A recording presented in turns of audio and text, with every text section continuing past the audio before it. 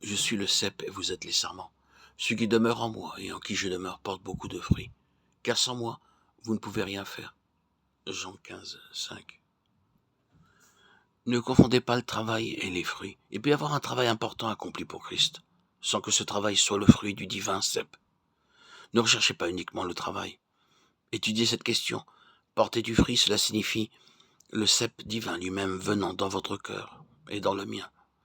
Nous savons qu'il y a des raisins de plusieurs variétés. En Angleterre, en France, en Afrique du Sud, il y a bien des variétés de raisins qui portent chacune un nom différent. Et chaque cep produit exactement le parfum spécial et le jus qui donne à la grappe sa saveur particulière.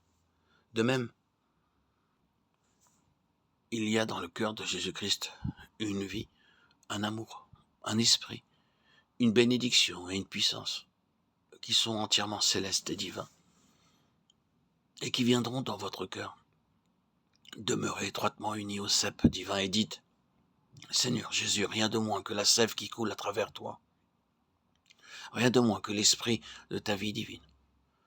Seigneur Jésus, je t'en prie, que ton esprit se répande à travers moi, dans tout le travail que je fais pour toi. Je vous le répète, la sève du cep divin n'est autre chose que le Saint-Esprit. Le Saint-Esprit est la vie du divin cep. Et ce que vous devez obtenir de Christ, c'est une puissante effusion du Saint-Esprit. Vous en avez excessivement besoin, et c'est cela qu'il vous faut. Souvenez-vous-en. Ne comptez pas que Christ vous donnera un brin d'aide par ici, un brin de bénédiction par là, et un brin d'aide ailleurs. Comme le cep accomplit son travail en donnant sa sève, même au sarment. Ainsi, vous pouvez compter que Christ vous donnera son Saint-Esprit, et que vous porterez beaucoup de fruits.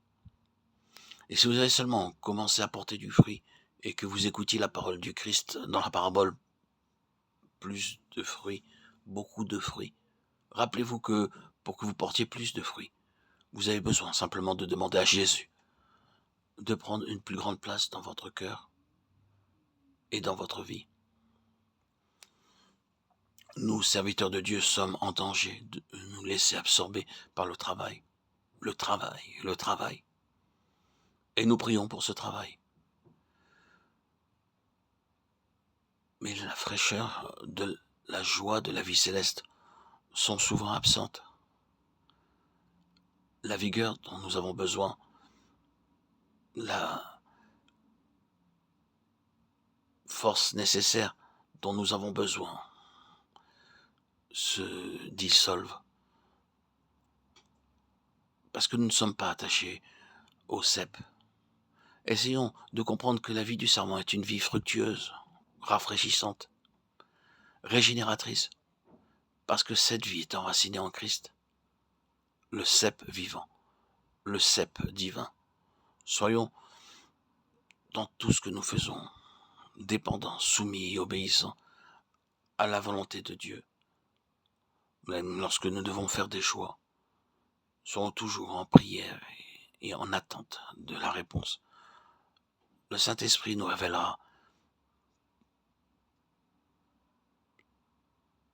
ce que nous devons faire.